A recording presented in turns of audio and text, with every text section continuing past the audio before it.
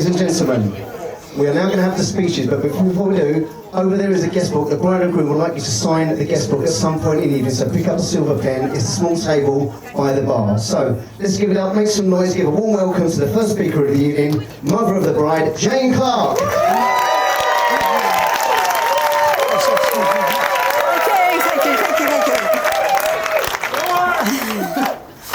Welcome to you all. If you don't know my name, it's Jane. I nearly forgot it myself then.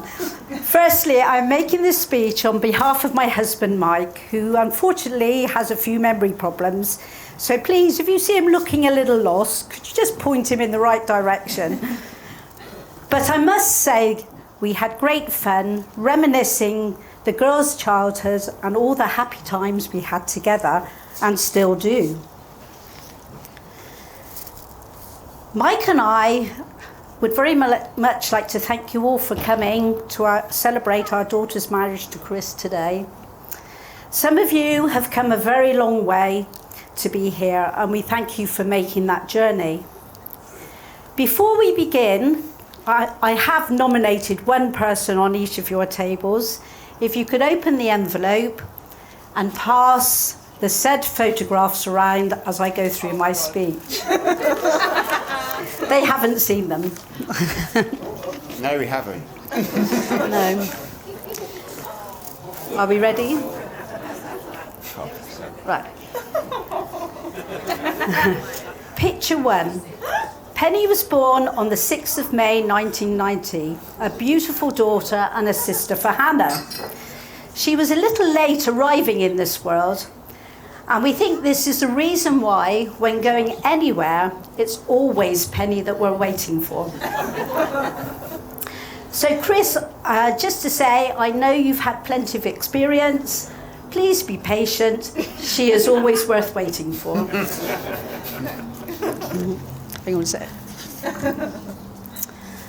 As in all children, her grown-up years were so precious. Toddler group, rainbows, brownies, swimming lessons, etc. were all attended and many friends made along the way. I can only think of a few little mishaps. Picture 2. I wasn't quite quick enough to grab the scissors before she took a great chunk out of her hair. Hence a very funny fringe for a while. We had a little to do in a building society when Penny was swinging between two chairs, slipped and put her teeth through her lip. Of course, no aid came from the building society staff, as in those days they were all chained to their tills. She was a very sorry sight when her dad arrived home, and he was none too pleased to see his precious daughter with a very fat lip. We lost her on several occasions, one being a very busy Honiton show. But it was a great relief when she was eventually found. She soon learned her address and telephone number, even at Lyme Regis, the location of her granny and pappy's chalet. In fact, she went around telling everyone who she was and where she lived. Which leads us on to many lovely holidays at Bowling Green Chalet at Lyme Regis, where the girls enjoyed the beach mission activities, not quite so keen on the preachy bits, I must say. Regatta and lifeboat week were always a bonus, conga cuddling, crabbing, beach disco, and picture 3, sandcastle building, which many a prize was won. Fishing, where one occasion Penny cast out, whilst on the end of the harbour and caught a sailing boat. The skipper was none too pleased. Picture 4, that's picture 4. On one such holiday, Penny was stung on the bum by a wasp, and in great pain and tears,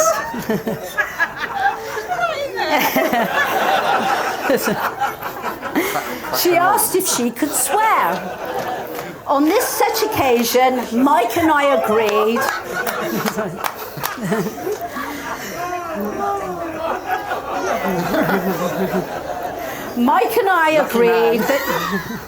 that she could and waited with dread at what she would say. Suddenly, she blurted out, "Bugger, bugger, bugger." So I was right holding back then. Mike and I looked at each other and said, "Thank goodness for that. It could have been so much worse." On reflection, Mike and I would have to take the blame, as it was us that taught her the famous Somerset Wurzel song, "Where Be the Blackbird Be." For those of you who don't know it, I will recite it for you. "Where be the blackbird be, I be at her e be at the wurzel tree, and I be at her e. E sees I sees e, buggered, if I don't get 'en. With a girt big stick I'll knock 'en down, blackbird, I'll have e. Diddle-a-da-da, diddle-a-da-da. How's your father?" All right. Ah, thank you, Somerset friends.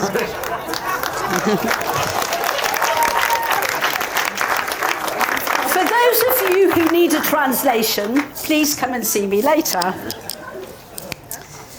It was only last year Penny WhatsApped me to tell me that whilst she was out paddleboarding, she was yet again stung on the bum by a wasp.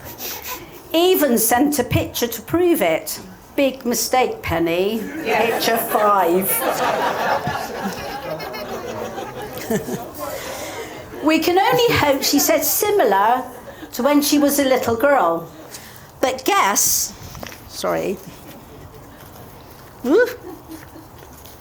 Sorry. But guess in her latter years, it was probably a lot more colourful. Going back to all those holidays at Lyme Regis, little did we know that the Stanleys were doing the same thing. Quite a coincidence. We were very lucky to have a touring caravan, and for a number of years we travelled around the UK, went to France, and for many years we went to Crystal Palace in London from Christmas Eve to New Year's Eve. Picture 6. That was taken in Bond Street, where she met a funny couple of fellas. There we are. Hopefully the girls have many happy memories and many tales to tell. We also enjoyed camping at agricultural shows, where the girls helped their dad with the company's hospitality. They also loved to go around the show collecting as many freebies as possible, a famous pastime of theirs. We often set up camp amongst the livestock, so when we pulled back the blinds in the morning, we had cows, sheep, horses and llamas peering through the window at us. All great fun. Picture 7 shows Penny at one of the shows. I think she's auditioning for Gladiators. Penny's great love in her school years was games and athletics. She was a keen participant, entered many a cross-country race, picture 8. She also loved art, and much of her work was displayed at school. If you haven't seen any of Penny's artwork, ask her to show you, it's amazing. She was a keen academic, doing well in all classes, and it was during her sixth form years that she decided to discover chiropractics. Although I must say, at a very early age, I find these drawings of Penny did of skeleton people. That's picture 9. So guess it must have been in her mind at a very early age. She attended the Anglo-European College of Chiropractics at Bournemouth, where she became Dr. Penny Clark, and she was awarded her degree with merit. She loved a course there, as it was situated by the sea and ideal for running. She arrived as a shy, quiet student and blossomed into a confident, enthusiastic, passionate and caring graduate, whose aim is to improve the well-being of others. If we remember correctly, one of the professors said at the graduation ceremony, "Don't think you can cure everyone, but Penny always thinks she can." Penny passed her driving test first time and purchased a little red Nissan Micra from her sister, Hannah, a far cry from what she drives around in today.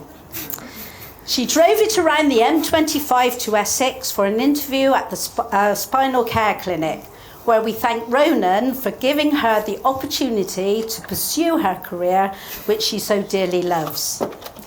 She has been with Ronan and Gurjat now at the clinic for 10 to 11 years and considers it to be part of her extended family. Going back to passing her driving test, it was now payback time for taxi service Mum and Dad had provided over a number of years, and her turn to take us to the Christmas party in Bournemouth.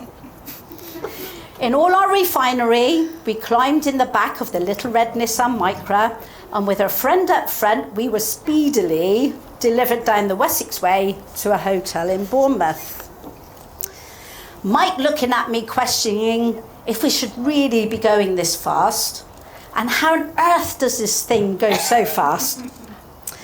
We arranged to call her for a return lift between 12 and 1 a.m. We tried and tried to call her and couldn't get hold of her, had no luck. Mike decided we should start walking home and that she would be contactable at some point. Any normal husband would call a taxi. I said 8 miles in high heels, he assured me she would call. Well, to cut a very long story short, we were stopped by the police 3 times and not once did they offer to take us home. They kept asking, what are you doing walking up the dual carriageway? Anyway, after 2 or so miles, Penny made contact. She arrived quickly, but couldn't understand why we weren't cross. I just said, Penny, I am just so pleased to see you. I didn't fancy walking another 6 miles. So I would just like to say to you all, think twice before asking Penny for a lift. She was sound asleep on the settee with phone in hand and didn't wake up.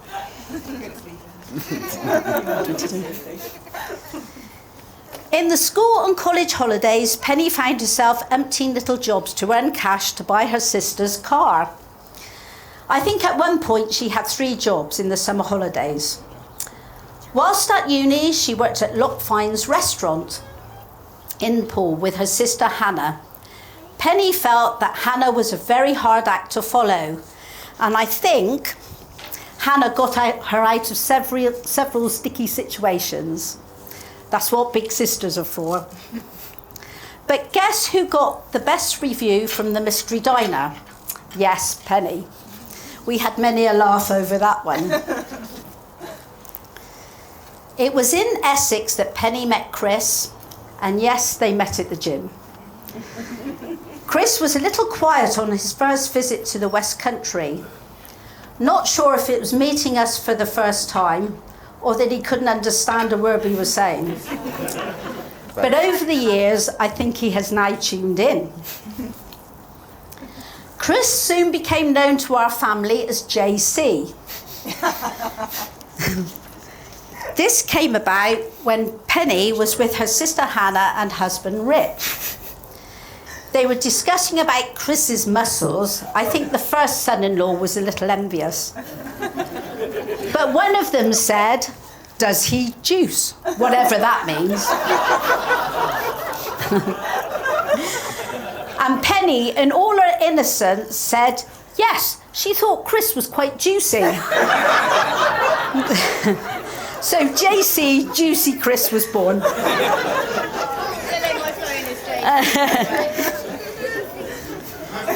Mike and I arrived at the spinal care clinic as a surprise one weekend to support Penny in a marathon run, picture 10.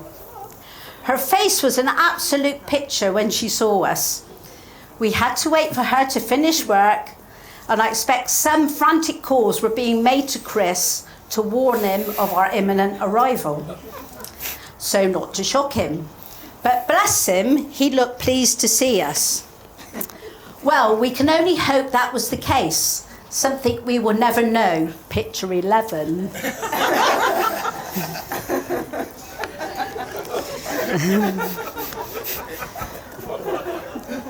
During the time we have known Chris, we have come to realise just how special he is to Penny and what a great son-in-law he will be.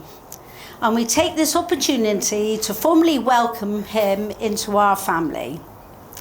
May I also say the first son-in-law now has some serious competition. When are they arriving? Penny is a caring, loving and thoughtful girl, and we do miss having her around, but we are so glad that she is happy and settled in Essex, enjoying her career and making new friends.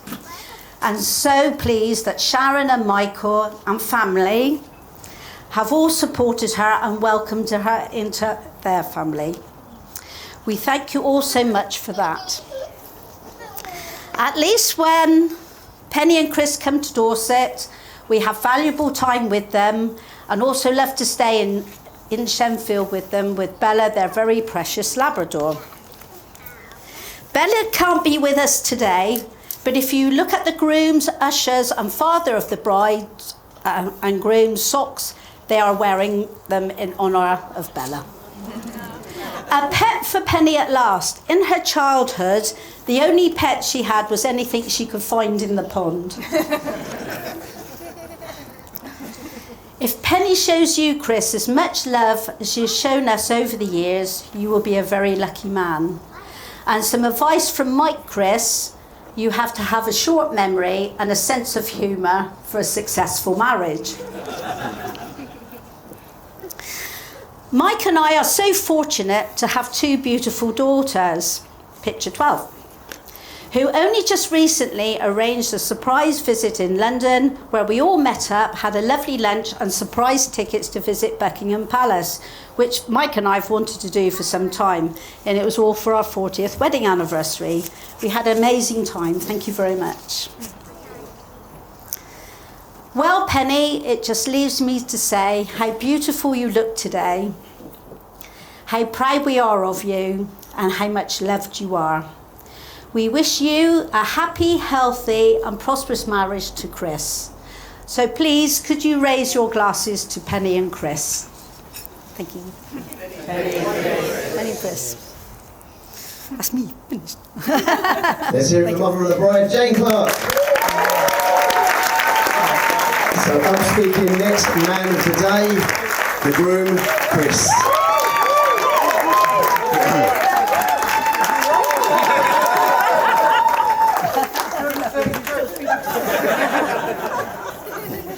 Juicy Chris, Nick, Chris. I'm not quite sure.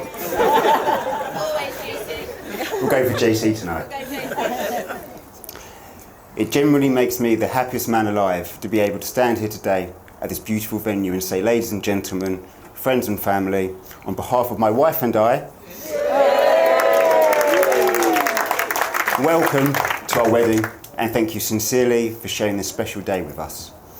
Taking days of work and travelling from all sorts of distances is truly appreciated. I'm genuinely astonished what you guys do for a free lunch, but all with the knowledge that you're going to have to pay £8 for a pint of beer later this evening when the bar tab runs out. That is true commitment, and we really appreciate it. To start with, I would like to take this opportunity to say that unfortunately, there are some people close to our hearts who are not here with us today. Our thoughts are with them on this special day. Grandad Bill, Grandad George, Granny Jean, and Pappy Ern. We desperately wish you were here with us, but we can gain comfort from the fact that you will be smiling down on us. So with them in mind, ladies, gentlemen, please raise your glass to toast absent friends and family to absent friends and family. Before I begin with the rest of the thank yous, I'd just like to say how absolutely beautiful my wife Penny looks today.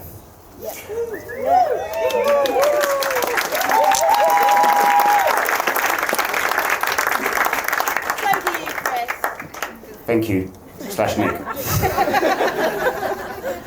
Or Jesse. From when I first set eyes on you from across the gym floor.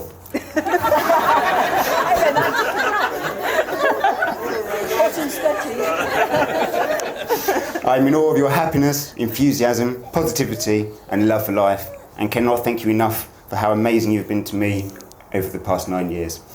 For those of you who don't know, I actually said to a friend of mine when I first saw Penny, one day I will marry her. 9 years later, we are finally here. I'm incredibly lucky to have met my best friend, the love of my life, and most importantly, a gym partner who I can grow old with. I would happily spend the remainder of the speech talking about you, but I will stop to spend some time to say a thank you to a few other people. However, in the meantime, ladies and gentlemen, please raise your glass to toast my beautiful wife, Penny. Penny! And so, the most important thank you goes to our parents. A massive thank you for everything you've done to make today happen. You've been very generous, and I'm not sure today would have been the success that it has been without you. I'd personally like to thank Jane and Mike for bringing such a beautiful lady into the world and into my life. I promise I will continue to look after her and make her happy for as long as I shall live. Thank you also for making me feel part of the family from the very beginning. Finally, I would like to say thank you for giving me your blessing to marry your amazing daughter and the help you've given us in preparing for our wedding. You've been extremely welcoming to me and supportive of us. I think you both know how much Penny is the absolute world to me, and you've raised such a kind-hearted woman, and I cannot thank you enough. To have raised someone who genuinely puts everything before themselves, goes the extra 10 miles all the time, and always sees the positive in every situation is a true reflection on you both. Mum, Dad, thank you for everything over the past 35 years. I know it's hard to believe, but I haven't always been this handsome, intelligent, dashing son who is athletic, wise, and a very modest man you see here standing today. Mum and Dad have helped me through thick and thin and would undoubtedly receive an award for their endurance. Without your commitment to me, I doubt I'd be in this position marrying this amazing woman sat next to me. So thanks, Mum and Dad, for everything you've given me. I hope I can make you as proud of me as I am of you. Jane and Mike, Mum and Dad, please accept these flower bouquets as a thank you to us.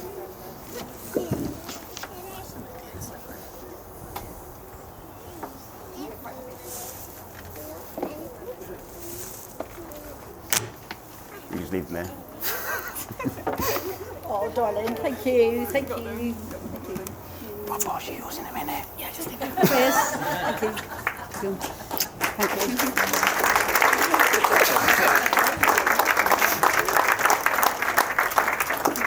You okay?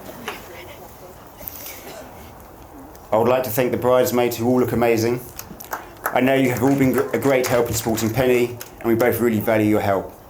A special thank you to Hannah, who, as always, has been amazing, not only in her role as chief bridesmaid, but also for being the best sister Penny could ever ask for.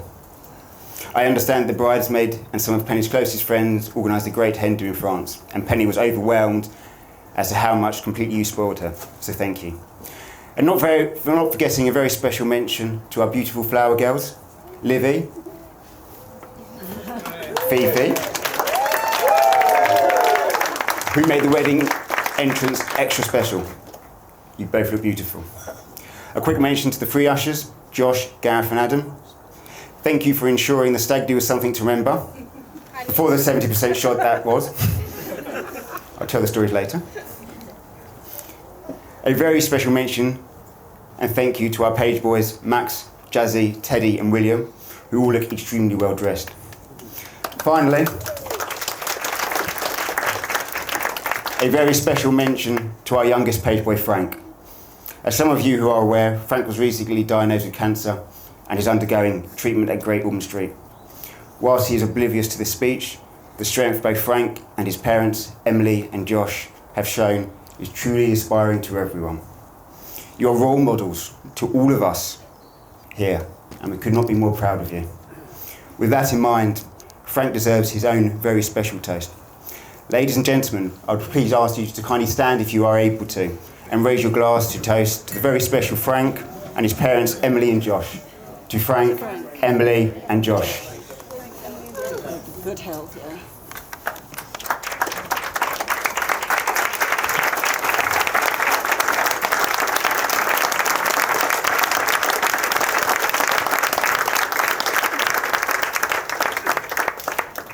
Without any further delay, I'm left with the final task this evening before I start devouring the cake.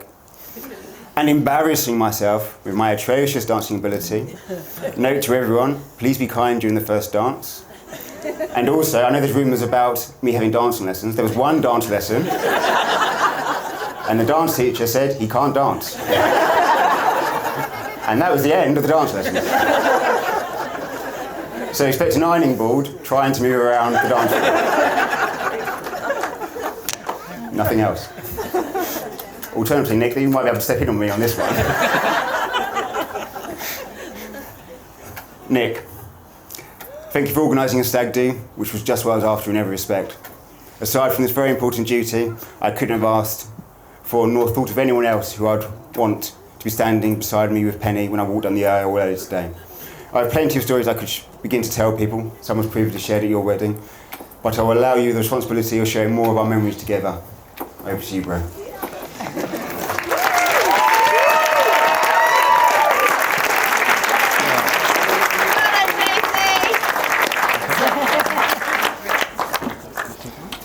Good afternoon, ladies and gentlemen. Thank you all for being here today to celebrate the incredible union of what was nearly myself and Penny. We all know today is a very special occasion, but to some here, this means more than just a wedding. You see, getting Chris and Penn to turn up to a family event is a rare event on its own. Getting them to host one, even rarer. So the fact they've organised this amazing day and actually showed up feels like a minor miracle. Let's start off by giving them a big toast to putting on this amazing day, turning up, and who knows, we may even get a Christmas invite soon.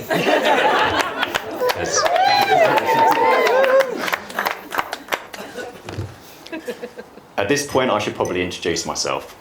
For those that don't know me, I'm Nick, and I first met Chris nearly 33 years ago, where you could say I was almost forced into having a relationship with him. Did our relationship get off to the best start? Probably not. Out of nowhere, Chris had suddenly dropped to second favourite in Mum and Dad's life, and still like today found it difficult to show any emotion and tell anyone how he really felt about this. This unfortunately meant Chris's way of dealing with my arrival would be to throw books and toys at my head every time I tried to feed to reassert dominance in our relationship. That kind of set the scene for what it would be like growing up with Chris, and what a roller coaster it would be. A lot of memories, lots of highs and a few lows thrown in as well. A particular low that always sticks with me was during one of our many arguments, I decided to kick Chris's car door shut, run into the house and lock Chris out. This resulted in Chris responding in his usual rational manner, involving nearly pulling the front and back doors off their hinges, taking a hammer from the garage, attacking my bike before proceeding to chase me up the road with said hammer raised above his head before Mum had to come home from work to defuse the situation. However, there were some definite high points, such as the first time we got drunk together. Back when we were younger, we used to holiday with the Stevens a lot. One year in France, myself, Chris and Ollie discovered we could order sangria at the ripe old age of 15 without our parents. The night ended as you'd probably expect, after giving 3 middle-aged teens multiple jugs of sangria. Chris getting punched in the face, knocked out and sent to hospital, and Ollie vomiting out the window down the side of the caravan, causing Sarah Jane no end of confusion in the morning. A great memory for myself, but maybe not for Chris and Ollie. And then there are memories that have just stuck with me for a particular reason. And there's one final memory I'd like to share that I also think sums Chris up as a person. I had just started secondary school, and when walking in, Chris introduced me to a game he played the year before, where he would give the houses en route a score out of 10. There were some pretty impressive houses, and at first I loved hearing why Chris had scored each house a certain way. However, what I didn't realise was this was actually a daily occurrence, where Chris would discuss the same houses and the same scores each day, and the next day, and the next day. The only time those scores ever changed was at Christmas, thanks to a few festive lights. But that's Chris for you, perfectly content doing his own thing, giving those same houses, those same scores out of 10, but it wasn't long before I was walking in by myself. You're probably wondering why I feel this sums Chris up as a person, but it always reminds me of the one thing I've always admired in him so much in growing up. He never lets what other people think stop him from doing something he wants to do. He takes on any challenge, regardless if he's actually qualified to do so, And as long as he's happy, he never lets anyone else's opinion change that. It doesn't matter if it's Nan telling him that his hair's too short, if it's Mum shouting "Smile, Chris" for every photo, or something as small as giving a house a mark out of 10. If this year has taught me anything, it's time is precious, and I probably haven't said it enough or at all, but I really am so proud to be his brother. To be stood here today and see how far he's come, watching him marry the love of his life. He hasn't always had it easy, but if I look at him now, he's almost unrecognisable to the same boy 20 years ago, whose best friend was the school librarian.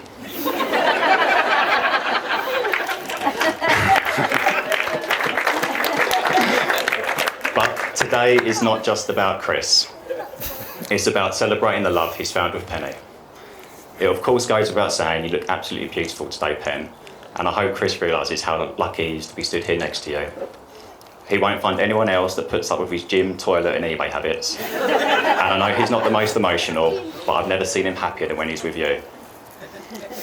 It's not very often you find two people that just seem to fit together, but I couldn't think of any better way to describe both Chris, Pen and their relationship. I know I speak on behalf of them and Josh and Han and Rich when I say their nephews and nieces love them both to pieces, and I know they love them too, for about 3 hours before they're ready to give them back. I did ask Chris for some background on how him and Pen met, and he told me the first time he saw her down the gym, he told his mate he was going to marry her. Now, he may have kept us all waiting for 9 years, but I know how happy everyone is to be able to officially welcome you into our family, Penny. Now, traditionally, as part of the best man speech, I meant to offer the groom some marriage advice. However, I actually think you're going to do just fine, and there's more important advice I think you need to hear right now. Chris, you are no longer a size medium. You're getting married now, so it's time to grow up and start buying some clothes that fit.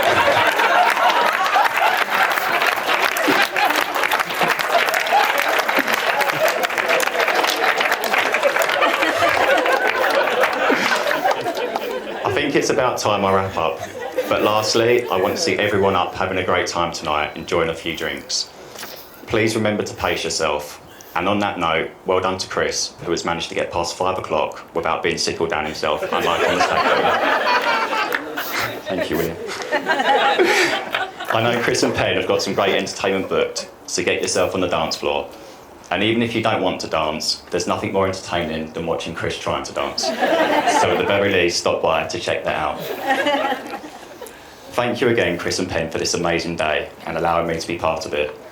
I really do wish you a lifetime of happiness, and it's so amazing to see you both so happy. A final toast to Chris and Pen.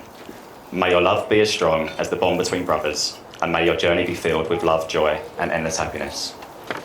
Cheers. Let's give it up for our speakers this evening, the groom, the best man and the mother of the bride.